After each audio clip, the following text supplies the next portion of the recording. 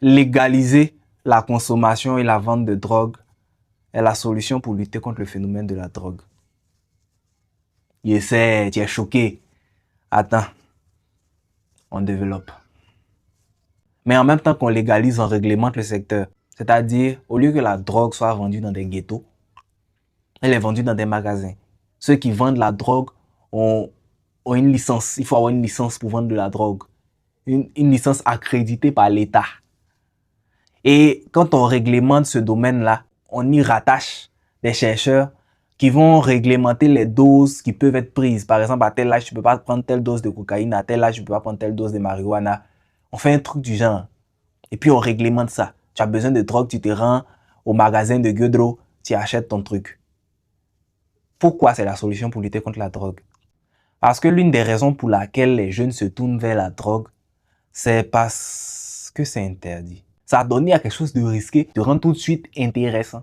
Or, si la drogue devient comme du Coca-Cola, vendu en boutique, mais cet attrait risqué là disparaît. Donc déjà, ça démystifie la drogue. Ceux qui viennent pour être cool, ça va plus de temps les attirer.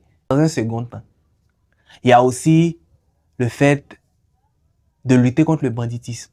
Parce que si la drogue peut être vendue en boutique, en ayant seulement une licence de vendeur, de Gueudreau, ça sert à quoi de devenir bandit? Ça sert à quoi d'avoir un couteau, d'être dans un ghetto caché dans le noir? Les gens n'ont plus de temps, risquer leur vie. Si on peut faire ça facilement, en fait. Tu vois que le banditisme prend un coup, non? Il y a en troisième position, le blanchiment d'argent. Si la drogue est légalisée, alors l'argent généré par la drogue n'est plus sale. Du coup, n'a plus besoin d'être blanchi. Donc, ça lutte contre le blanchiment d'argent.